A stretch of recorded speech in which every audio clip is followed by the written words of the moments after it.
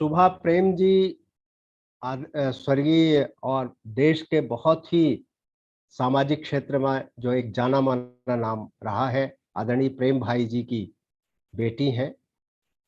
सोनभद्र जो उत्तर प्रदेश का एक तरह से जिसमें एक बड़ा क्षेत्र आदिवासी क्षेत्र है, वहां पर बनवासी सेवाश्रम की शुरुआत आज से 50 साल पहले से हुई थी और भी ज्यादा समय वहां बीता। और तब से ग्राम स्वराज अभियान भाई जी ने उसी समय से ग्राम स्वराज अभियान की शुरुआत की थी। लगभग सघन रूप से 200-250 ग्राम पंचायत क्षेत्रों में और लगभग पूरा जो क्षेत्र है 400 ग्राम पंचायतों में उनके काम पूरे सोनभद्र के क्षेत्र में चल रहे हैं। सुभा जी ने उनके बाद उस दायित्व को संभाला। उनकी माँ थी डॉक्टर रागिनी बहन। डॉक्टर प्रेम भाई के बाद डॉक्टर रागिनी बहन ने उस काम को आगे बढ़ाया था और अब कुछ वर्षों से सुभा जी उस काम को आगे बढ़ा रही है। और तीसरी सरकार अभियान जब शुरू हुआ तो शुरुआती दौर से ही वहां से जुड़ा रहा, क्योंकि हम सब प्रेम भाई के ही एक तरह से शिष्य रहे हैं। अपना जो सामाजिक जीवन है उनकी ही प्रेरणा से शुरू किया गया था।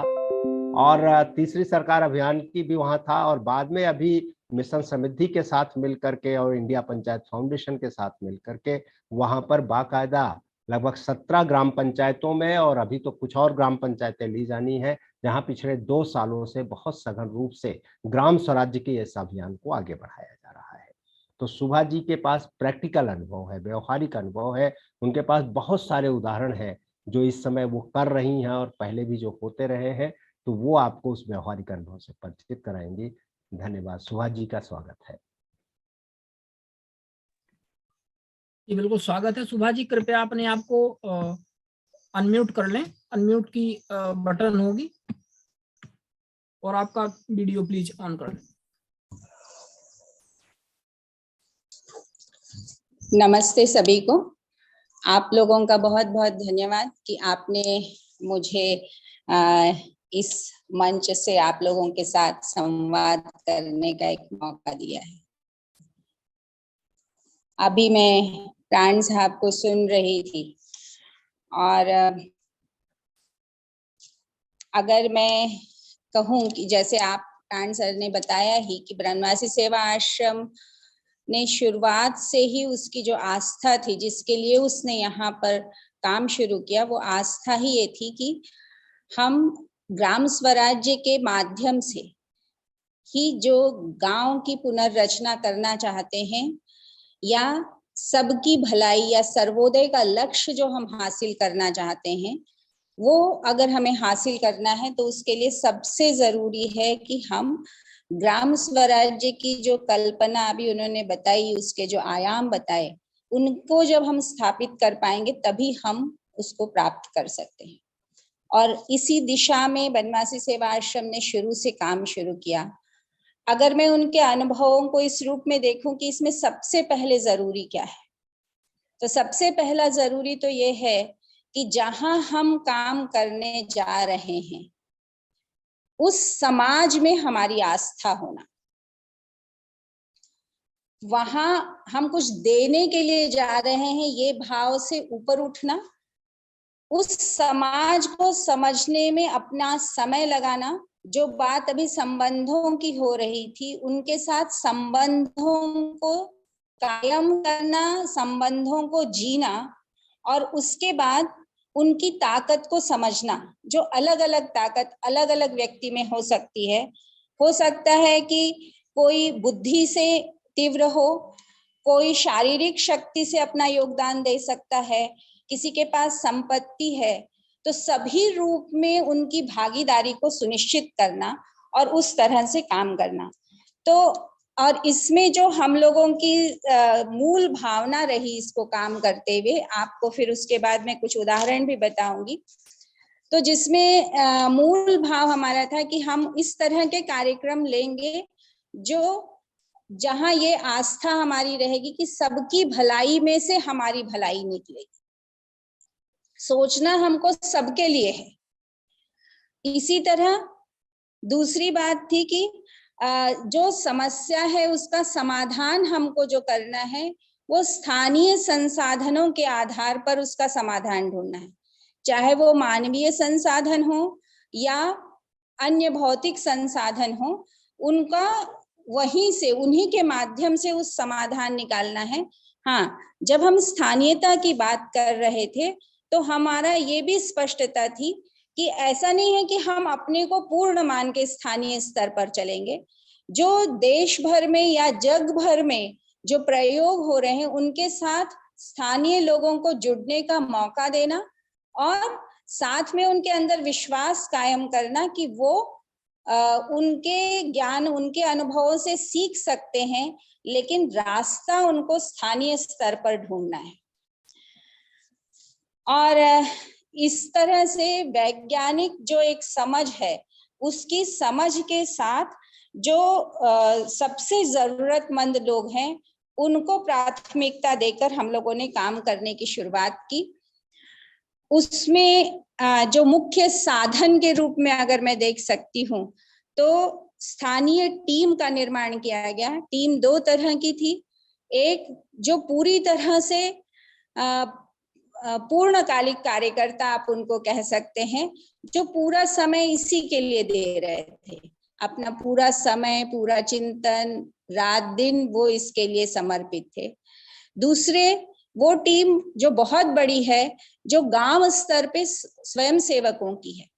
वो स्वयं सेवक ऐसी टीम थी कि अगर हमको भूमि की समस्या है तो उनको स्किल्ड किया गया कि वो लेखपाल के रूप में काम कर सके। वो नक्शे का मेजरमेंट कर सकते हैं, वो जमीन को नाप के बता सकते हैं, लोगों के विवादों को सुलझाने का तकनीकी ज्ञान उनके पास है।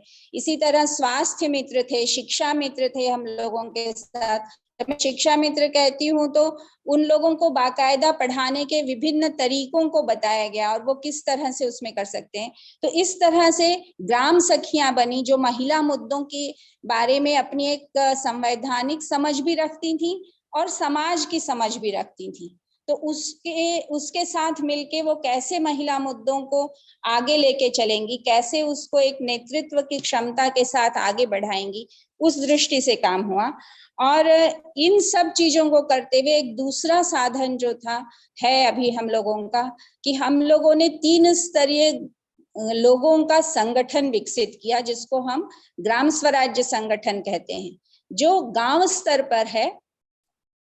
फिर वो कुछ गांवों के बीच में उसको क्षेत्रीय स्तर पे है, और फिर बनवासी सेवा आश्रम का जितना कार्य क्षेत्र है 400 गांव का, उनके स्तर पर वो संगठन है, जिसका हर साल नवीनीकरण होता है। और आश्रम के कार्य की यह शर्त रही कि जहां पर ये संगठन बनेगा वहीं काम शुरू होगा। तो जो बात इसमें आ रही थी कि सहभागिता आज एक बहुत बड़ी चुनौती है, लेकिन आश्रम ने जब अपने काम की कहीं भी काम किया तो उसकी पहली शर्त होती थी कि जब गांव समूह में बैठकर निर्णय लेगा और कहेगा कि हमको ये काम शुरू करना है, तभी वहां पर आश्रम के लोग भी जाएंगे और वहां पे उनकी समस्याओं के साथ काम करना शुरू करेंगे। तो ये इस तरह का रहा। अब अगर मैं कुछ उदाहरण देती जाऊं तो उसमें शुरुआत जब हुई तो आश्रम यहाँ पर एक बहुत भयंकर अकाल की स्थिति थी और महामारी भी थी। ये 1956 की बात है।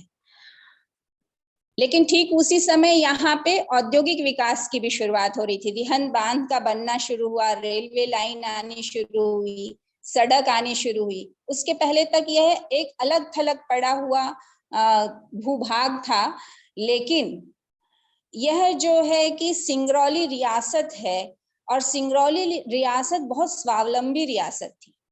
यहाँ की रानी इसको हेड करती थी और वो गांधी के इस स्वदेशी विचार से बहुत अच्छे से समझ भी रखती थी और प्रभावित भी थी। और मैं अगर ये कहूँ कि ये जो समाज था, यहाँ पे लोग जो बुजुर्ग हैं वो बताते रहे हम लोगों के बचपन में कि केवल नमक और केरोसिन ऑयल यही हमको बाहर से लाना पड़ता था। और ये जब मैं कह रही हूँ तो उनको अपना लोहा बनाना भी आता था। यहाँ पे खदान थी, उससे वो एक छोटी सी भट्टी से लोहा बना लेते थे। तो अपने बर्तन से लेके सारी चीजें। ये दोनों ही चीजें इसकी पृष्ठभूमि थी जब आश्रम ने काम करना शुरू किया। लेकिन क्योंकि हम लोगों की शुरुआत होने के पहले रिहन बांधा गया था, तो लोगों के मन में एक असमंजस हो गया था, एक भय का वातावरण था, क्या होने वाला है, हम कैसे जिएंगे। और ऐसे समय में भी यहाँ जब उनको उजड़ना पड़ा और एकदम से तलहटी में रहने वाले लोगों को पहाड़ी पे डाल दिया गया, ऐसी पहाड़ी जो बिल्कुल पथरीली थी, जहां पीने के पानी का साधन भी उनको नहीं था। तो हम समझ सकते हैं कि इंसान अपनी जगह से उजड़ता है और वो भी इतनी एडवर्स सिचुएशन में, तो उसकी मनः स्थिति क्या होगी। तो उस समय सबसे पहला काम जो आश्रम ने किया, संबंध बनाने का। अब ये संबंध बनते कैसे हैं? तो सब पहली बात थी कि हम भी उसी परिस्थिति में रहेंगे जिस परिस्थिति में समाज में लोग रह रहे हैं। हम लोगों का कोई भी यूनिट टाउनशिप में नहीं बना, सारे हमारे जो अपने निवास हैं कार्यकर्ताओं के, वो गांव में ही हैं, घर भी गांव की तरह के ही हैं, उनके साथ रहना शुरू किया और उनका विश्वास भी उसमें से कायम हुआ, सहजता भी उनकी बढ़ती है कि वो सहज होते हैं हमारे साथ अपनी बातें शेयर करने के लिए। और उस समय फिर बहुत तरह से काम हुए। उसके बाद 1966 में यहाँ फिर से अकाल की स्थिति हुई। तो मैं अगर कहूँ कि किस तरह से काम शुरुआत हुई, तो जब आश्रम ने काम करना शुरू किया, यहाँ पर बंधक जमीन और बंधक लोग थे। अब हम लोगों की आस्था अहिंसा में है। सवाल था कि जो लोग शोषित हैं उनको कैसे मुक्त किया जाए, जहां वो इस मानसिकता के वो हैं कि नहीं, हमको किसी जमाने में इस व्यक्ति ने सहयोग दिया है, अब ये हमारे साथ जो भी व्यवहार करता है वो उचित ही है। तो आश्रम कानूनी मदद ले सकता था, लेकिन लोगों के साथ हम लोग बैठे, पूरे हिसाब लोगों के साथ बैठ के किए गए। जब महाजन ये कहता था कि नहीं नहीं, हमारा इन्होंने सूद नहीं दिया, हमारा इन्होंने लोन नहीं वापस किया, उस समय आश्रम ने उनका पूरा हिसाब उनके सामने रखा और ये कहा कि आपने इनसे कितना ज्यादा वसूल कर लिया है इतने सालों में, तो आपको इनकी जमीन भी वापस करनी है और इतना और इनको आपको देना है, या तो आप बैल के रूप में दीजिए या आप बीज के रूप में दीजिए। और इसके लिए इस तरह का एक वातावरण बना कि ये आप सहमति से कर लीजिए और नहीं तो हमको आगे जाना पड़ेगा। ये लंबी प्रक्रिया रही, निश्चित रूप से कभी भी जो समाज परिवर्तन का काम है उसमें प्रक्रिया बहुत महत्वपूर्ण होती है। हमारे कुछ कार्यकर्ताओं को कभी बंधक बना लिया जाता था, मतलब इस तरह की एडवर्स सिचुएशंस को फेस किया उन लोगों ने। लेकिन आपको मैं बताऊं कि वो लोगों को एक भी बिना केस किए, बिना मुकदमा किए, हाँ, उनको संवैधानिक जो कानून थे वो जरूर उनके सामने रखे गए कि ये कानून है आज अपने देश में और ये हिसाब है इनका। तो लोगों ने फिर स्वेच्छा से उन जमीनों को मुक्त कर दिया। और आश्रम ने जब इनके साथ काम शुरू किया तो जो संबंधों की बात फिर आती है, जब हम सर्वोदय की बात करते हैं, हमको सबके साथ काम करना है। जो मैंने शुरू में कहा कि बुद्धि से कुछ लोगों का हमको इसमें उपयोग होगा, सहभागिता में, शक्ति से होगा, वहीं संपत्ति से भी होगा। तो जो लोग ये महाजन थे उनको भी हम लोगों ने हमेशा अछूत बना के नहीं रखा, वो भी हमारे कार्यक्रमों में आएंगे। अगर हम आर्थिक मदद कर रहे हैं तो हम अंतिम व्यक्ति की पहले करेंगे। तो इस तरह से सबकी एक सहभागिता सुनिश्चित की गई। वो लोग भी ग्राम स्वराज्य सभाओं में सदस्य बन के आए और साथ में बैठे, ग्राम कोष बना गांव का, उसमें भी उनकी सहभागिता हुई।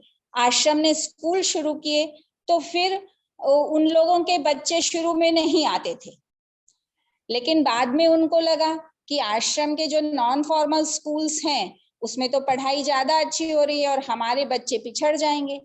तो उन लोगों ने पेशकश की कि उनके बच्चे आना चाहते हैं। तो आश्रम की ये समानता की बात थी, जिसमें उन्होंने कहा कि उनको हमारे विद्यालय में अगर आना है तो सबके साथ एक टाट पर बैठना पड़ेगा।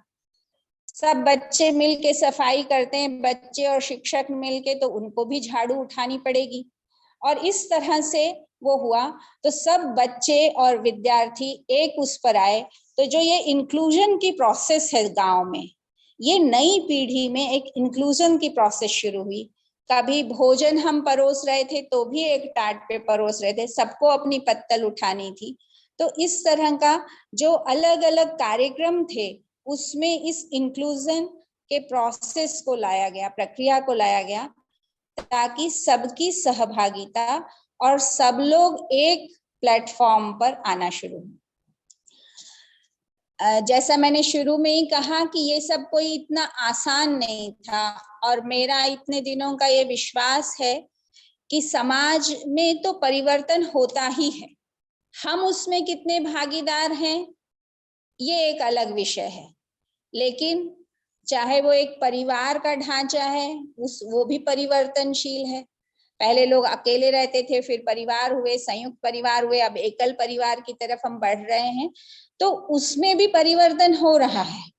इसी तरह समाज में लोगों के रहन सहन में, सोच में परिवर्तन आ रहा है।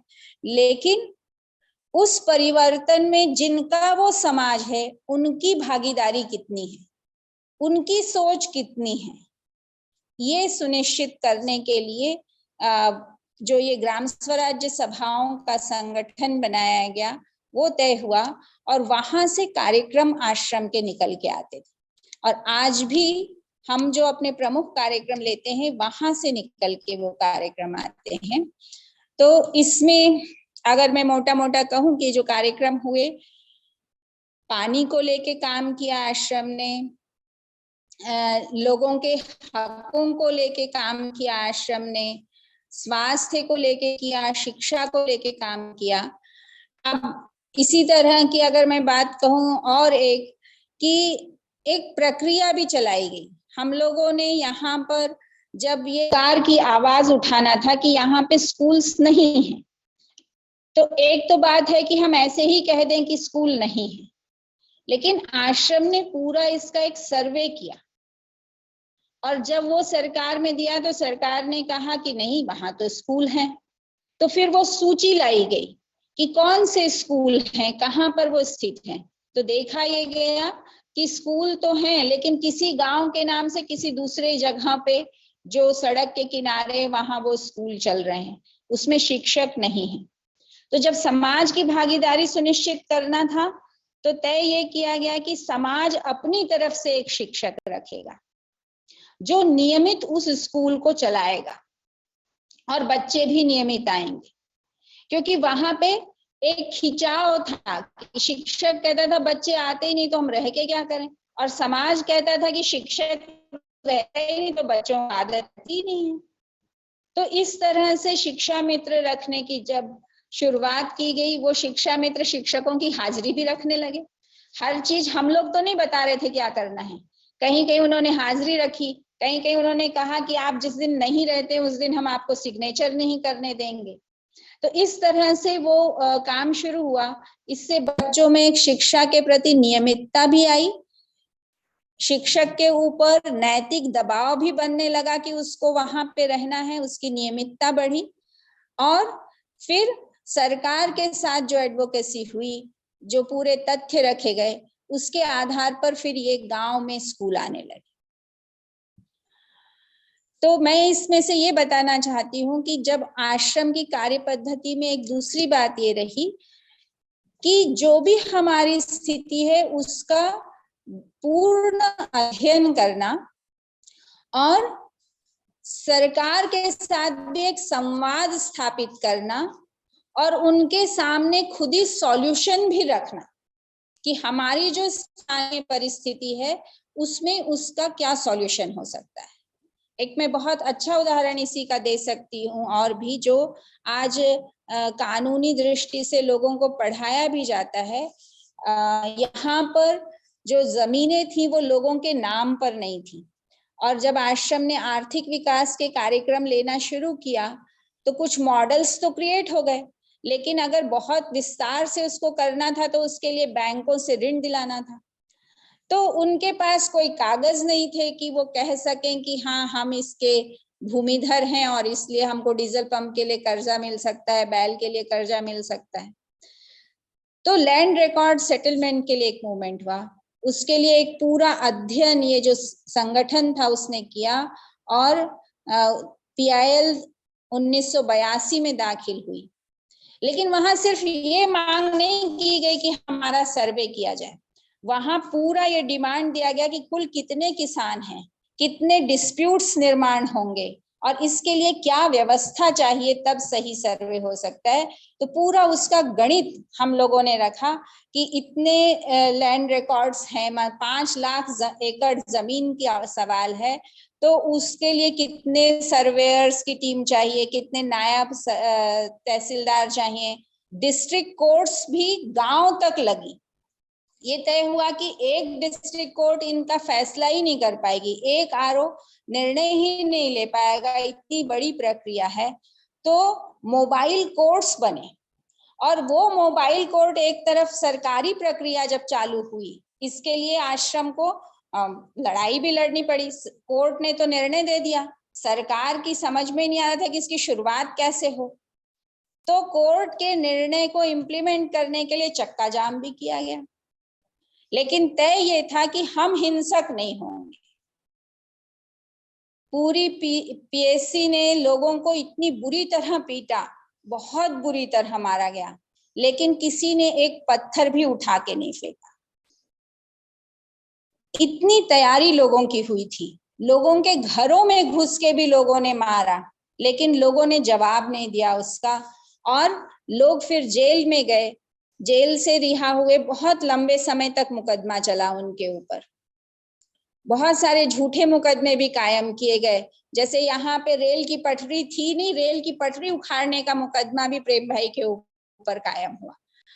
लेकिन आश्रम ने अपनी लड़ाई में या जो भी था उसमें ये निश्चित रखा कि हमको अहिंसा के ही साथ काम करना है और अपने मुद्दे से हमको नहीं भटकना है। तो हम लोग जो भी बातें कहते रहे वो जमीन लैंड रिकॉर्ड सेटलमेंट की बात कहते रहे, मुकदमे हम लोगों के ऊपर के अन्याय वो कोर्ट में अलग चलते रहे। और ये करने के लिए गांव में पूरी एक स्वयं सेवकों की टीम बनाई गई कि जब पता होता था कि आज इस गांव में कोर्ट लगने वाली है, उसके पहले लोग आपस में बैठ के उनकी फाइलें तैयार करवाते थे, उनकी जो फाइल तैयार हुई आपस के समझौते तैयार हो जाते थे, जो जज के सामने पेश होते थे और जज तुरंत निर्णय ले लेते थे। तो एक एक गांव में 400-500 फाइलें होती थी जो 2 से 3 दिन में ही निपट जा रही थी।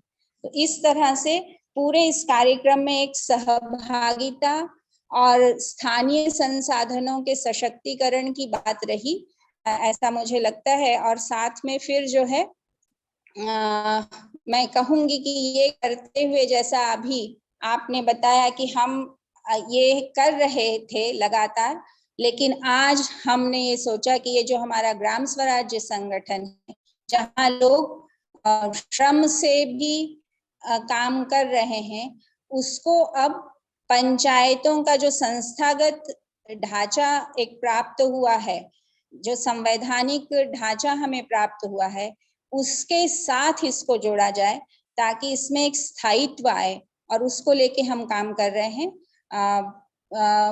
इसमें हमारी जो 2 सालों में पिछले सतत जब हम उसमें काम कर रहे हैं, तो जो सफलता है मुख्य रूप से कि हमने लोगों की भागीदारी बढ़ाने के लिए वार्ड सभाओं का आयोजन शुरू किया है।